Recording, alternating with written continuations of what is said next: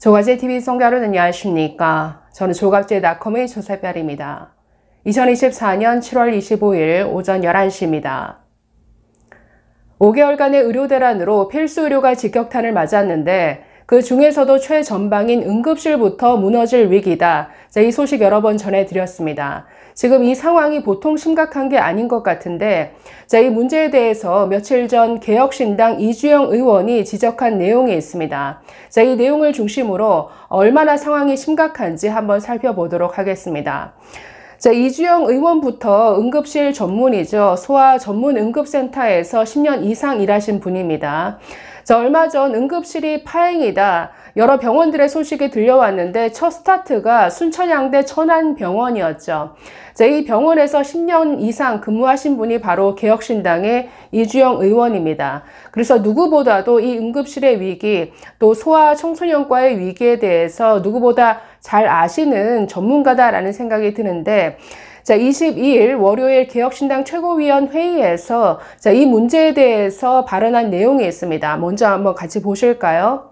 응급실 뺑뺑이는 이제 곧 사라질 것입니다. 안일함을 넘어 방만하고 나태한 현 정부의 무책임한 의료 정책을 그대로 방치하면 머지않아 전화를 걸거나 찾아갈 응급실이 존재하지조차 않을 것이기 때문입니다.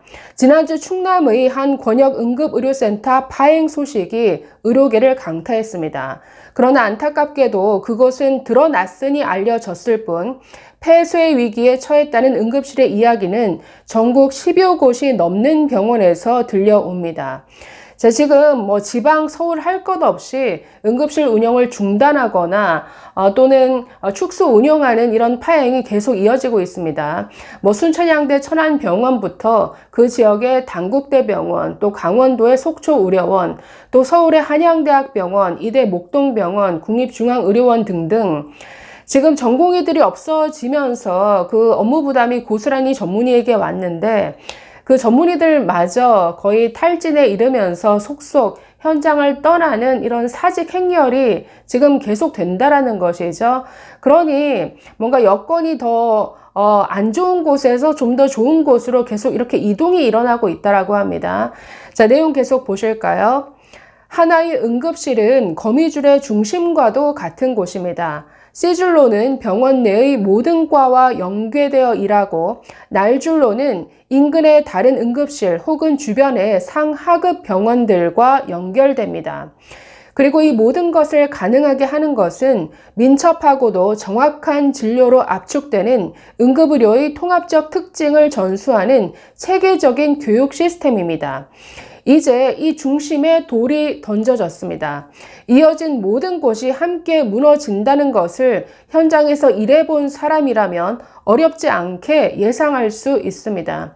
이게 굉장히 심각한데 지금 응급실을 거미줄의 중심이다라고 표현했습니다. 응급실에서 모든 다른 과와 다 연계가 된다라는 거죠. 이 병원 내 연결뿐만 아니라 다른 지역, 다른 인근의 응급실과도 어떤 지역적으로도 연결되는 이렇게 어떤 그 거미줄의 중심과도 같은 곳인데 응급실이 무너지니까 연결된 모든 것이 함께 무너질 위기다. 저는 이게 굉장히 심각한 문제라고 보는데 지금 현장에서 어떤 일이 벌어지는지 잠시 후에 그 사례를 보시면 지금 응급실이 무너지면서 지금 3차 병원에서 받아야 될 환자를 못 받으면서 오히려 이 부담이 2차 병원으로 전가되는, 그래서 3차, 2차 병원이 함께 위태위태한 이런 파행이 지금 계속 일어나고 있습니다. 매우 위태롭게 위험하게 지금 현장이 유지가 되고 있는데 이 내용은 잠시 후에 보시고 이분의 발언 계속 보시면 모든 것이 사라지고 난 뒤에 이를 똑같이 다시 세우는 데에는 몇 배의 노력이 필요합니다. 정치적 이유나 이해관계를 보여주기 위한 땜질식 의료개혁이 아니라 진료와 이송, 연구와 교육이 모두 살아 제 기능을 하는 진정한 응급의료의 개선이 시급합니다. 이에 우리는 대한민국의 응급의료가 끝내 폐허가 되기 전에 주춧돌이라도 모아두려 합니다. 그래서 지금 개혁신당이 이 문제를 해결하기 위해서 이러이러한 것들을 하려고 한다라는 것을 제시하는데 자, 개혁신당 정책위원회는 소아응급의료 체계 개편을 위한 정책특별위원회를 발족합니다. 현장 경험에 입각해 응급의료 실무에 대한 이해가 높고 전반적 제도 개편까지 제안할 수 있는 진짜 전문가들을 모십니다. 법률적, 제도적, 교육적 검토와 함께 현실적으로 적용 가능한 정책을 제안하겠습니다. 나아가 이 제안을 기반으로 성인 응급, 외상, 심뇌혈관 질환에 이르기까지 중증 응급의료 전반에 대한 개편과 질적 개선을 선도할 수 있을 것으로 기대합니다. 다만 이미 내리막에서 가속 중인, 내리막인데 더 가속 중인 대한민국의 핵심 의료를 되살리는 것은 국민 여러분의 도움과 지지 없이는 불가능합니다. 대한민국 선진 의료의 지속과 발전을 위해 오늘의 세대와 내일 세대가 함께 누릴 안전하고 튼튼한 국민 건강, 보건체계 개편을 위해 개혁신당과 함께 해 주십시오. 자, 그래서 이주영 의원이 지적한 대로 응급실이 지금 무너지면서 연계된 다른 의료 현장도 굉장히 위태위태해지는 이런 심각한 상황인데, 자, 기사 하나 보실까요? 자, 중앙일보 기사인데, 의료공백 장기화로 아동병원이 대형병원의 응급실 됐다. 위협받는 소아의료. 자, 이런 제목입니다. 자, 지금 아동병원은 2차 병원이고 저기서 말하는 대형병원은 3차 병원이죠. 자, 3차 병원이 지금 소아 환자들, 소아 응급 환자들을 받아줄 여력이 안 되다 보니까 거꾸로 3차 병원이 2차 아동병원으로 전원을 하는 이런 사례가 늘어나고 있다고 합니다. 그래서 사실 2차 병원은 3차 병원보다 뭔가 중증 환자 그리고 난이도가 높은 환자를 다루기에는 인력 장비 턱없이 부족하죠. 그래서 역량이 안 되는데 어쩔 수 없이 그 환자를 떠안아야 되는 이런 상황이 지금 실제로 벌어지고 있다는 겁니다. 그래서 2차 아동병원이 거의 대형병원의 응급실화 되어가는 이런 심각한 상황인데 이게 굉장히 위험하다라는 거죠. 여러분, 소아과, 소아청소년과와 응급실의 공통점이 뭡니까? 둘 다 기피과라는 것, 그리고 그 기피의 핵심은 바로 사법 리스크, 소송당할 위험 때문입니다. 자, 응급실이나 소아청소년과나 모두 정말 생명이 위태위태한 환자들이 이렇게 실려오는 곳이죠. 특히나 소아 같은 경우에는 굉장히 연약하기 때문에 조금만 잘못해도 사고 위험이 굉장히 큰 이런 분야겠죠.